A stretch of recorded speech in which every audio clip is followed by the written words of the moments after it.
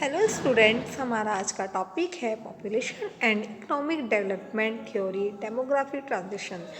ये जो है हमारा न्यू चैप्टर स्टार्ट हुआ है, चैप्टर नंबर 4। हमारा जो लास्ट चैप्टर था ह्यूमन कैपिटल वो कंप्लीट हो चुका है। आज हम इस न्यू चैप्टर के बारे में डिस्कस करेंगे।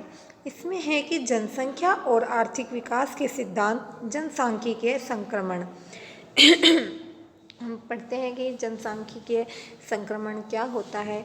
जनांकीय संक्रमण अथवा जनसांख्यिकीय संक्रमण का एक जनसंख्या सिद्धांत है जो जनसांख्यिकीय इतिहास के आंकड़ों और सांख्यिकी पर आधारित है। ये जो होता है, ये बेस जो होता है, ये स्टेट के ऊपर बेस होता है कि स्टेट में हम क्या पढ़ते हैं कि हमने कोई इन्फॉर्मेशन आई है, डाटा कलेक्ट कैसे करना है, हमें जो इन्फॉर्मेशंस है उनको कैसे कलेक्ट करना है, उनको फिर कैसे डाटा बनाना है, उसको कैसे प्रेजेंट करना है।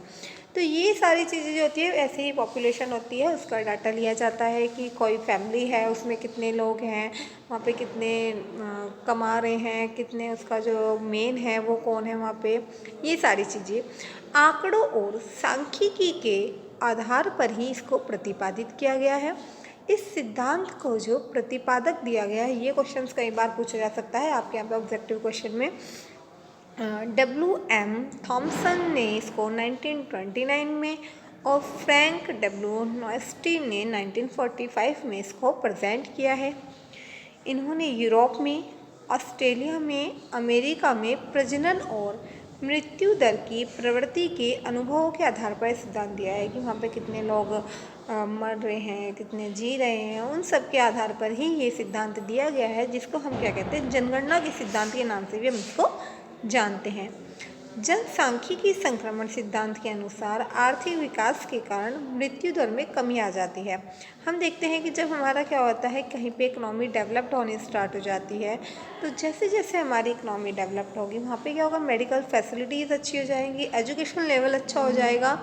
वहाँ पे जो हमारे बॉडीज़ में जो डिसीज़ होती हैं वो डिसीज़ होनी कम स्टार्ट हो जाती हैं, और यदि होती भी हैं तो उनका क्या हो जाता है, सॉल्यूशन निकल जाता है, उनके लिए मेडिकल फैसिलिटीज़ निकल जाती है।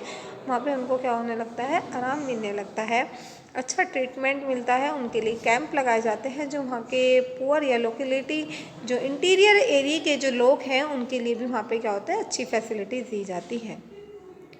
जन्म और मृत्यु दर के बीच संबंध आर्थिक विकास के साथ परिवर्तित होता है।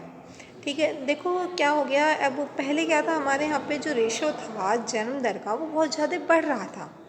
ठीक है, पर जैसे जैसे हमारी इकोनॉमी डेवलप्ड हुई, तो इकोनॉमी डेवलप्ड होने के साथ साथ क्या होने लगा, हमारे यहाँ जो जन्म दर का जो रेशो है वो क्या होने लगा, वो कम होना स्टार्ट हो गया है।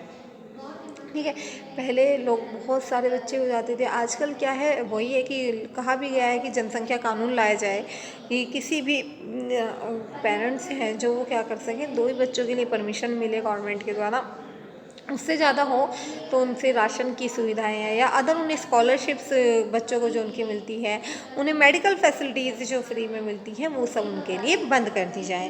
तो इसके कारण क्या होगा, हमारे यहाँ पे जन्म दर बहुत बढ़ेगी और जन्म दर कम होगी, जिसके कारण क्या होगा, लोगों का जो होगा डेवलपमेंट होगा। थोड़े लोग होंगे तो उन्हें क्या होगा, एजुकेशन सिस्टम उनका अच्छा हो जाएगा, मेडिकल फैसिलिटीज़ उन्हें मिल गई। आप लोग देखते हैं कि एक जो संयुक्त परिवार होता है उसमें क्या होता है, कई बार हम देखते हैं कि बहुत सारे लोग होने के कारण क्या होता है कि हर व्यक्ति को फैसिलिटी नहीं मिल पाती है, मिलती है तो बहुत कम उसमें मिल पाती है।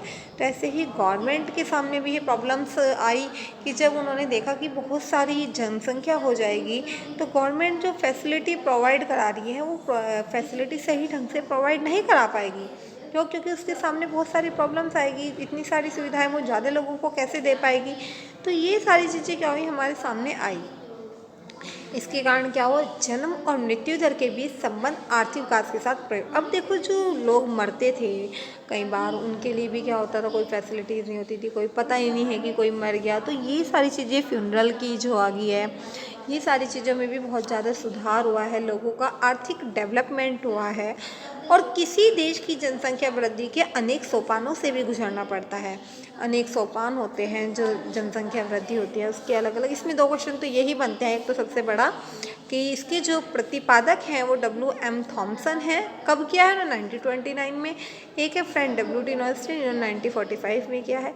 हमारे जो राइटर हैं, एक C.P. ब्लेखर जिनका नाम है, वो क्या कहते हैं, ने जनसंख्या को क्या करा है, उच्च स्थायी, शीघ्र विस्तारकारी, कम स्थायी और घटती किस्म में विभाजित किया है। किन किन किस्म में विभाजित किया है, 4 किस्मों में उन्होंने विभाजित किया है कि उच्च होनी चाहिए और स्थायी होनी चाहिए, ठीक है। शीघ्र विस्तारकारी, विस्तार उनका जल्दी से होना चाहिए, कम स्थायी और घटती किस्म में विभाजित किया जाए।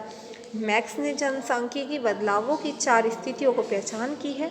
मैक्स जो हमारे राइटर थे उन्होंने क्या करा है, जनसांख्यिकी सिद्धांत की 4 स्थितियां हैं उनके बारे में बताया कि वो कौन कौन सी स्थिति होती हैं जिसके कारण हमें ऐसी ऐसी कंडीशंस देखने के लिए मिलती है।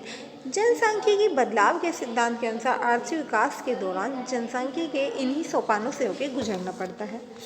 अब आर्थिक विकास के प्रभाव के कारण ही क्या हुआ है, जनसंख्या विकास की कई अवस्थाओं से गुजरता है। इसके कारण क्या होता है, बहुत सारी स्टेजेस होती हैं उनसे गुजरना पड़ता है, जिसके बारे में 4 स्टेजेस के बारे में हमारे यहाँ पे बताया गया है। कुछ के अनुसार 4 अवस्थाएं तथा कुछ के अनुसार 3 अवस्थाएं। कुछ जो राइटर्स हैं उन्होंने क्या बताया है, 3 अवस्थाओं के बारे में बताया है, कुछ ने क्या करा है, 4 अवस्थाओं के बारे में बताया है कि हमारा जो जनसांख्यिकी विकास है उसकी कितनी अवस्थाएं होंगी, 4 अवस्थाएं होंगी। तो अलग अलग राइटर्स क्या कर रहे हैं, इसको अलग अलग टाइप से डिफाइन कर रहे हैं। कुछ आधुनिक अर्थशास्त्रियों जैसे कि नोटेस्टीन, जिनका नाम है नोटेस्टीन, ब्लैकर, थॉम्सन इत्यादि ने जनसंख्या संक्रमण सिद्धांत या जनांकीय संक्रमण सिद्धांत के प्रतिपादित किया है। इन्होंने ही इसको क्या किया, फॉर्मुलेट किया है। इसी के कारण इनका नाम इस सिद्धांत के आधार पर भी पड़ा। आपने एक सिद्धांत पढ़ेंगे आप, माल्थस का जनसंख्या सिद्धांत, वो भी बहुत ज़्यादा फेमस सिद्धांत बताया गया है कि हमारी जो इकोनॉमी है उसके लिए वो कितना बेनिफिशियल है। अब बात करते हैं इन्होंने क्या बताया है कि इस सिद्धांत के अनुसार आर्थिक विकास के साथ जनसंख्या विकास में भी परिवर्तन होते हैं। देखो हमारे, आप लोग देख रहे हैं कि पहले क्या था, जब आदि मानव का टाइम था, इतनी इकोनॉमी जो थी हमारी डेवलप नहीं थी जितनी क्या है कि अब डेवलप्ड है। ये कौन से रीजंस हैं, कौन से फैक्टर्स हैं जिसके कारण ऐसा हुआ है, तो इसमें जो एक फैक्टर सबसे बड़ा रखा गया है वो फैक्टर्स रखा गया है हमारा क्या, डेवलपमेंट एंड रिसर्च। की रिसर्च क्या होती है, ज्ञान की खोज होती है। हमने रिसर्च करी कि किस कारण से ऐसा हो रहा है, तो जनसंख्या के जो विकास है या जनांकी के विकास है उसमें क्या करा है, रिसर्च को बहुत ज़्यादा महत्वपूर्ण माना गया है। इस सिद्धांत के अनुसार आर्थिक विकास के साथ जनसंख्या विकास में भी क्या होता है, चेंजेस आते हैं तथा आर्थिक विकास की अवस्थाओं में जनसंख्या विकास में क्या हो जाती है, कमी आ जाती है। जो हमारा जनसंख्या का जो विकास होता है उसमें भी इसमें क्या आनी स्टार्ट हो जाती है, कमी आनी स्टार्ट हो जाती है। और अंत में क्या होता है, एक स्टेबिलिटी हो जाती है। आप लोग कहीं पे जब कुछ काम करते हैं तो एक टाइम तक तो हम बहुत ग्रो करते हैं, ठीक है, पर एक टाइम आके हमारे पास ऐसा टाइम आ जाता है कि हम वहाँ पे क्या हो जाता है, स्टेबल हो जाते हैं कि बस अब हमें क्या कर सकते हैं, इतना ही कर सकते हैं, हम इससे ज़्यादा नहीं कर सकते हैं। इन्होंने बहुत कुछ बताया है कि जनसंख्या अवस्था में परिवर्तन में कितना समय लगता है, यह सही कहना कठिन है क्योंकि यह प्रारंभिक मृत्यु दर और जन्म परिवर्तनों के स्वरूप, उसकी गति कैसी है, जनता और सरकार का दृष्टिकोण, इस बात पे भी देखो। किसी भी इकोनॉमी को अगर हमें डेवलप्ड करना है तो उसके लिए क्या होगा, वहाँ पे जितने भी लोग काम कर रहे हैं उन सब की इम्पोर्टेंस होनी बहुत ज़्यादा ज़रूरी है। अगर उसमें से क्या करेंगे, कुछ लोग तो अपना पूरा का पूरा कंट्रीब्यूशन दे रहे हैं, पर कुछ लोग क्या कर रहे हैं, उसके लिए कुछ सोच नहीं रख रहे, कुछ नहीं सोच रहे, उन्हें क्या है, सिर्फ अपने तक ही मतलब है, तो कहीं पे भी क्या होगी, हमारी इकोनॉमी डेवलप नहीं हो सकती है। उसके लिए यदि गवर्नमेंट कोशिश कर रही है और वहाँ की जो जनता है वो कोशिश नहीं कर रही है तो वो इकोनॉमी क्या होगी, कभी भी डेवलप नहीं हो सकती है। और यदि क्या कर रही है, जनता कोशिश कर रही है पर सरकार क्या है, करप्शन से भरी हुई है पूरी की पूरी, उसको क्या है, फुल ऑन करप्शन है। उसकी जो कहते हैं कि एक सांस लेने की जो खुशबू होती है उसमें भी करप्शन है, तो वहाँ पे क्या होगा, इकोनॉमी डेवलप नहीं हो सकती।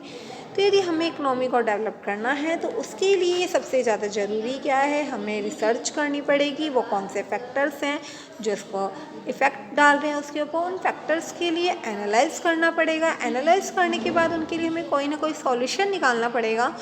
क्योंकि जब भी हम स्टेट की बात करते हैं तो स्टेट में हम यही चीज़ें पढ़ते हैं कि हमने किसी चीज़ को कैसे एनालाइज किया है, कैसे उसके लिए सॉल्यूशन निकाला है, ये सारी चीज़ें हमारी इसके अंतर्गत पढ़ी जाती हैं। और जो हमारी नेक्स्ट वीडियो आएगी उसमें हम पढ़ेंगे कि जो हमारा जनसांख्यिकी है, ये जनसंख्या आर्थिक विकास है, उसकी कितनी अवस्थाएं हैं, वो कौन कौन सी अवस्थाओं से होकर गुजरता है, ये सारी चीज़ें हम पढ़ेंगे। आज के लिए इतना ही। Thank you.